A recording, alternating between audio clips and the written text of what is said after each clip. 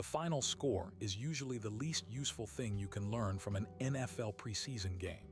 A team can win by 20 because its third-string quarterback shredded defenders who will not make the roster. A favorite can look flat because its starters played one series, while the opponent kept its second unit on the field for an entire half. Scoreboard records what happened, but it does not tell you which players created it, how long they were supposed to play, or whether any of those conditions will exist again. That is why most preseason information is noise. The useful information is concentrated in a few places, and it often appears only hours before kickoff. The 2026 preseason is in its second weekend now, with the final games arriving next week and the league-wide cut to 53 players immediately after that. At this point, coaches are balancing two completely different goals.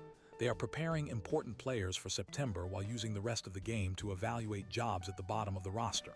If you understand which goal controls each quarter, the game starts making more sense. The first thing worth tracking is the quarterback rotation. Do not stop at the name of the starter. You need the complete plan. How many series will the starter receive? Which quarterback takes the second unit? Is there a real competition, or has the depth chart already been decided?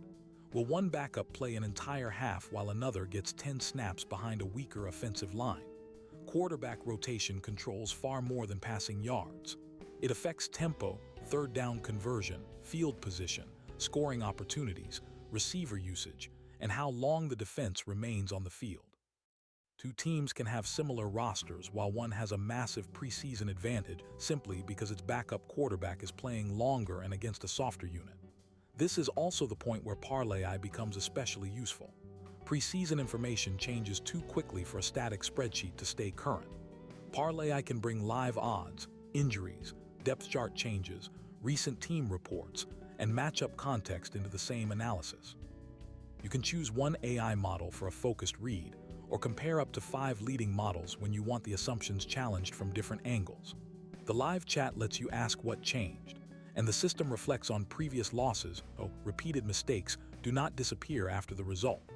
Before a preseason line moves, I use parlay at parlai.cc to check whether the quarterback plan and the current price still support the same side. The second piece of information is the starter snap plan. The phrase starters will play is almost meaningless by itself. One series can be 6 snaps. A full quarter can be 20. A coach may play the starting offense without its left tackle, top receiver, or primary running back.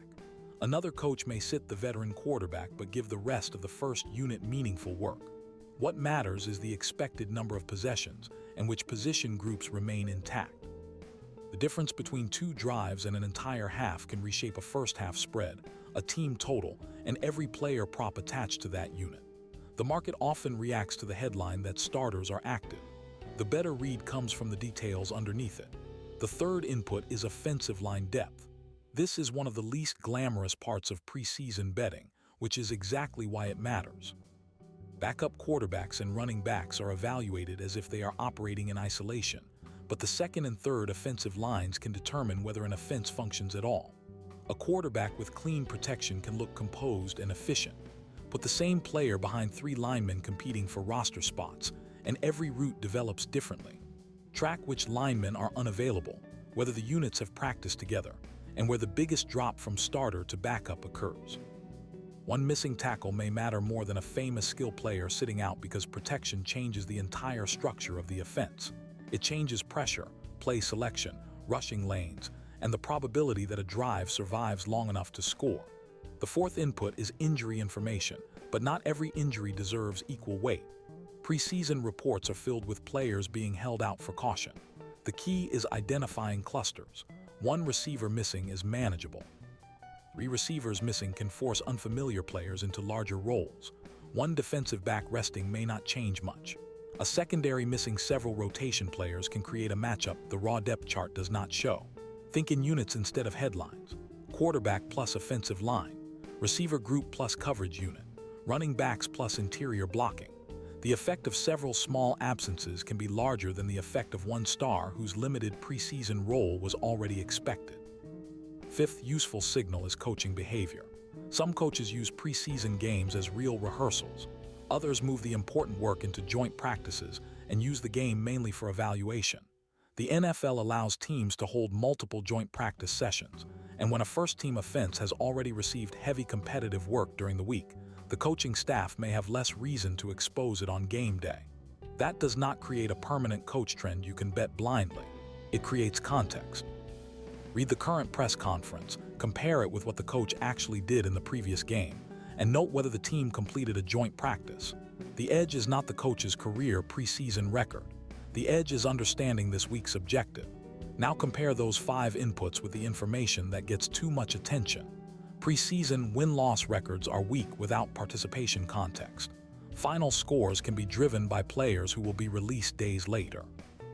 Last week's box score tells you what happened under last week's rotation. Broad claims about one team wanting the game more are usually impossible to measure.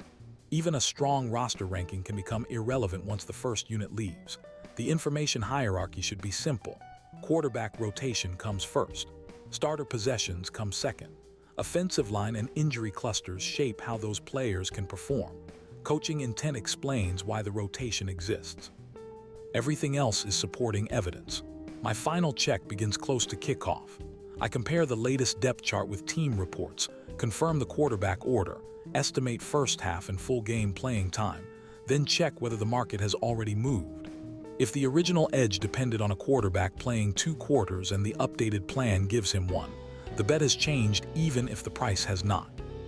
If the information is confirmed and the number still offers room, then the analysis has survived the test. NFL preseason betting is not about predicting which roster is better. It is about predicting which version of each roster will actually be on the field. Track the rotation, the possessions, the protection, the injury clusters, and the coach's current objective. Once those 5 pieces are clear, most of the noise becomes easy to ignore.